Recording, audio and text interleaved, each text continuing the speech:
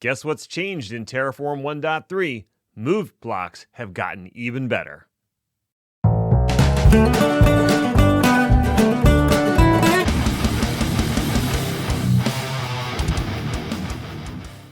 What's up, everybody? It's Ned Bellabance, Ned1313 on Twitter, and welcome to Terraform Tuesday. I'm glad you're here. Today, we're going to be talking about moved blocks. And I know you're thinking, hey, Ned, you already did a video about moved blocks, but I'm doing another one because something significant has changed in Terraform 1.3, and that thing, we'll get to that in a moment. First, I just want to remind you that the Pluralsight /A Cloud Guru Cloud Happy promotion is going on for the rest of the year. And basically, it gives you access to free study materials, including Pluralsight and A Cloud Guru courses on very popular certifications. So if you're looking to get your CKA or your Terraform Associate, go check the link down in the description. Check it out. This isn't sponsored or anything. I just want to let you know because it's free training material you can take advantage of right now. Also going on during Microsoft Ignite is Microsoft's Cloud Learn project, which gives you free access to learn stuff on Azure. So if you're interested in getting an Azure certificate, complete their modules and you get a free voucher to take an exam. So two pretty cool things that are ostensibly free going on right now. So check them out. All right, so let's dig into what's changed in moved blocks in Terraform 1.3. As I just mentioned, I've already done a whole video on moved blocks, what they're for, what they do. So if you haven't watched that video, probably go watch that video first and you'll understand what they're for. But if that's too long, you don't feel like doing it, let me summarize very quickly what moved blocks enabled when they were introduced in Terraform 1.1.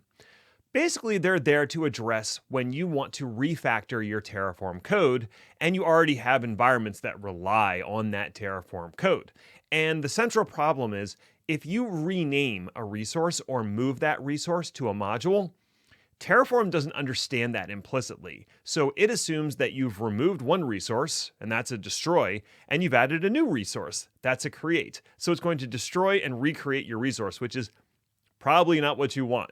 So the way to take care of that prior to Terraform 1.1 was to run Terraform state mv with the old address and the new address of the resource, and that would change where it was listed in the state data.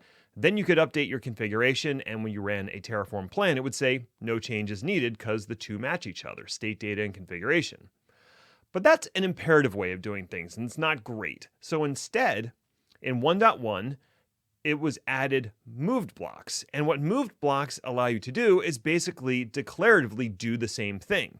You add a moved block, and then in there you have the source where it's coming from, and then the to, where the object is moving to, and then Terraform will evaluate that and go, oh, okay, I see that you are moving this resource. So when I load things into memory, the state data into memory, I'm going to make that change in the state data and then run my plan based off of that state data in memory. And then once you run a Terraform apply, I'll update your saved state data with that updated address location, as well as any changes that happen during Terraform plan. So that's what moved blocks were intended to do. But there was one big problem with moved blocks. And let's talk about that now. When I first found out about moved blocks, I was like, sweet. I have an existing configuration. I found a module in the public registry that does what I want it to do. I'm going to add that into my config, throw in a moved block, and I'm good to go, right? Wrong. You would get an error from Terraform saying you're trying to move resources across packages and that's not supported, which was its way of saying you're not allowed to use a module from an external source with the moved blocks. It can only be from a local source, meaning the local file system. So that means if you had your module that you were moving it to inside a child directory of your main configuration, that was supported. You want to rename your resource? That's supported. You want to add a for or a count to your resource? Also supported. But the one thing that was not supported, and the first thing I tried to do, was move my resources to a module that was sourced from an external location. And that could be the Terraform public registry, or it could be a private registry. Now, I think the reasoning behind this was when they initially created it, it was for people who write and maintain modules. So the idea was if you're refactoring your module, moved blocks are a good way to update the address of things or add a counter for each. That was the initial reason. But then they got a bunch of feedback saying, hey, I also want to be able to refactor out to these external modules. And so with Terraform 1.3, they have added exactly that. So let's check out how it works. All right, in Visual Studio Code, I have an example configuration. If you're looking for these files, you can always find them on my GitHub repository called Terraform Tuesdays. The link is down in the description. This one's called 2022-1018 Move Block Update. So you can find it right there. Now let's say in a scenario, I'm just learning about Terraform. I'm pretty pumped about it, but I don't know about modules yet. So I want to build out an AWS VPC with Terraform, and that's exactly what I'm going to do. So let's take a look at this configuration. The region's going to be US East 1, and I'm going to start by creating a VPC and an internet gateway attached to that VPC. Then within that VPC, I will create a subnet, and of course, subnets need routing, so I'll create a route table and a default route for that route table that sends traffic out the internet gateway, and a route table association between my public subnet and that route table. All right, so this is pretty standard stuff, right? Let's go ahead and get that deployed. So I'll run a Terraform apply, and I'm going to live dangerously. I'm going to go auto approve. Terraform YOLO, like Brian Krausen says. Once all that gets deployed, someone tells me later, hey, did you hear about these cool Terraform modules? And I'm like, oh, tell me about this. And I find out about the awesome VPC module that's on the Terraform public registry. And I'm like, that makes a lot of sense. Why don't I move or refactor my code to take advantage of that module and all the cool functionality in it? Maybe I want to add a VPN gateway later. I can do that with this module without me having to rewrite a bunch of code. Okay, so while that's deploying in the background, let's take a look at my updated configuration. All right, so I find out about this module construct, and I'm going to add a module to my code. And in this case, I want to recreate exactly what I already have. So I'll call it the same name, which is move VPC. I'll give it the same CIDR range and enable DNS host names, because that's what I had in my config block. And I had a single public subnet, so I'm going to give it the same availability zone and the same CIDR range for my public subnet. So this should be exactly the same as what I had before. Now, because I'm using the module, I don't need all this other stuff, so I can comment out all of these resources.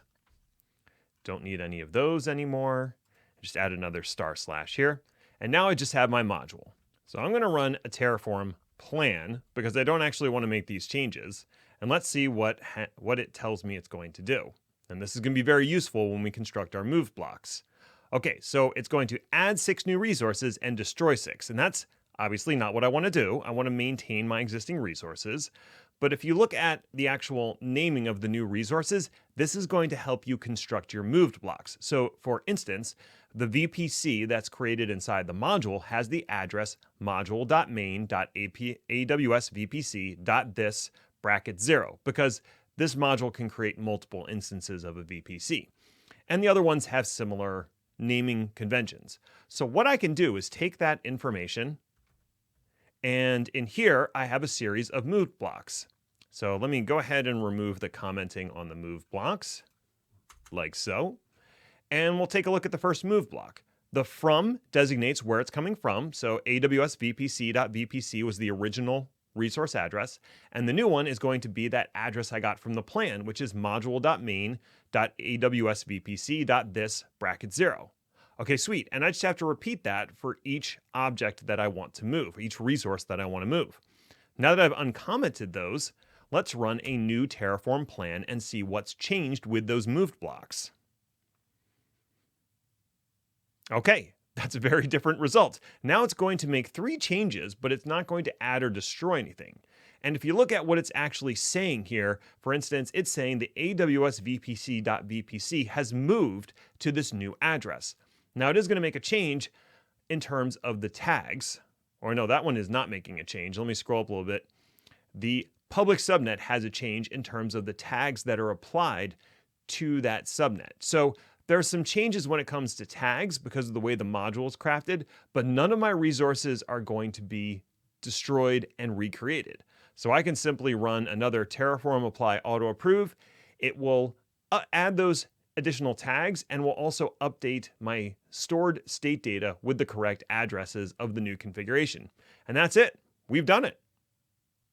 The new functionality of the moved blocks in Terraform 1.3 means you no longer need to restrict yourself to modules that are stored locally. You can now use modules in your moved blocks that are stored anywhere, and that's awesome. If you're refactoring your root module configuration, this is going to come in super handy.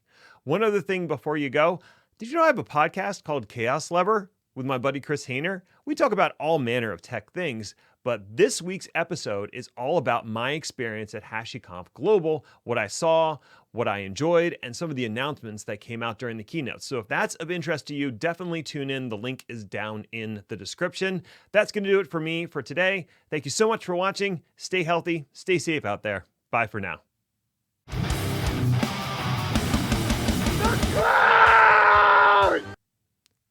Now, this isn't for everybody, but you stuck around, so you deserve this.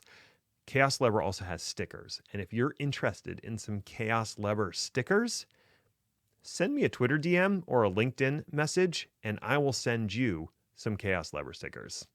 All right, bye.